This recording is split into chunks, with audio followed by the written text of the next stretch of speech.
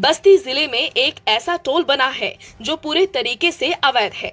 इसके बाद भी इस टोल प्लाजा के कर्मचारी आम जनता से टोल वसूल कर करोड़ों रुपए की कमाई कर रहे हैं।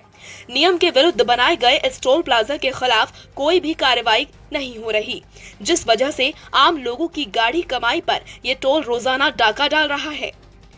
मड़वा नगर टोल प्लाजा की वैधता पर फिर सवाल उठा है।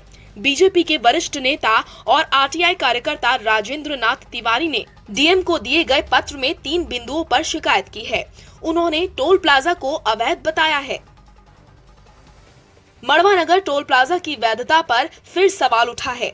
बीजेपी के वरिष्ठ नेता और आरटीआई कार्यकर्ता राजेंद्र नाथ तिवारी ने डीएम को दिए गए पत्र में 3 बिंदुओं पर शिकायत की है। उन्होंने टोल प्लाजा को अवैध बताया है। इस पर डीएम ने भारतीय राष्ट्रीय राजमार्ग प्राधिकरण के परियोजना निदेशक से 10 दिन के भीतर आख्या तलब की है। आरटीआई एक्टिविस्ट ने जन सूचना अधिकार अधिनियम 2005 के तहत राजमार्ग मंत्रालय के विभिन्न कार्यालयों से प्राप्त तथ्य के आधार पर इस टोल को अवैध बताया है। उन्होंने कहा कि राष्ट्रीय राजमार्ग शुल्क अधिसूचना 2008 के खंड 4 के अनुसार कोई भी टोल प्लाजा नगरीय सीमा से 5 किलोमीटर की दूरी पर स्थापित होना चाहिए, लेकिन मड़वा नगर टोल इस मानक को पूरा नहीं करता है। इसके अलावा एक ही दिशा में 2 टोल प्लाजा के बीच की दूरी 60 किलोमीटर होनी चाहिए।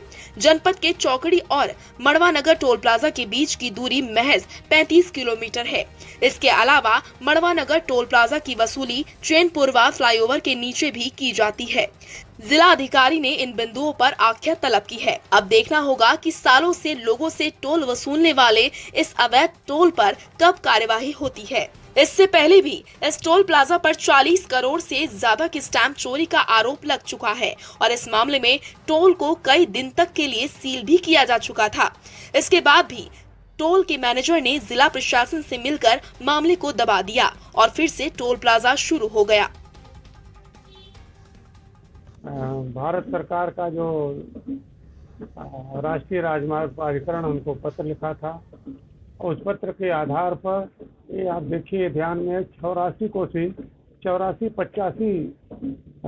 रीजनल ऑफिसों ने मुझे लिख करके दिया है कि टोल प्लाजा स्थापित करने का नियम एक ही दिशा में 60 किलोमीटर के अंदर 2 टोल प्लाजा नहीं हो सकते और नगरीय सीमा में कोई भी टोल प्लाजा 5 किलोमीटर के अंदर में नहीं हो सकता। संयोग से ये दोनों अयोग्यताएं बस्ती की टोल प्लाजा के पास हैं और मैंने इस आधार पर आज जिलाधिकारी बस्ती को ज्ञापन दिया है और उनसे आग्रह किया है इस पर कार्रवाई करिए। और उस समय मेरे साथ ज्ञापन देने वालों में बस्ती के विधायक दयाराम चौधरी भी थे। उन्होंने इस बात को सहमति दिया है कि टोल प्लाजा बहुत गलत है और अगर हमारी बात नहीं मानी जाएगी तो मैं इसको लेकर के PIL दाखिल करूंगा। टोल कितने दिन से बस्ती में है और पैसा जो होगा जा रहा है आखिर में जनता का पैसा तो वापसी के लिए हिसाब में होगा। देखिए, पहले हमारी एक लड़ाई पूरी हो। जनपद का सबसे बड़ा शोषण 1968 संदर्भ में जो तथ्य सामने आए उसके हिसाब से हमने उसका परीक्षण किया है। टोल प्लाजा में 43 करोड़ रुपए का पूर्व में जुर्माना आरोपित किया गया था, जिसे वसूली के लिए नागपुर को भेजा गया था। इसके अतिरिक्त जो जनपद बस्ती के अयोध्या गोरखपुर रोड के टोल प्लाजा पे लगाया गया था वो धनराशि लगभग 2 करोड़ 11 लाख रुपए थी। तो इस संदर्भ में ये हम लोग प्रमुख सचिव स्टाम्प एवं रजिस्ट्रेशन के माध्यम से ये भेजा गया था और ये राजस्थान को भी भेजी गई थी।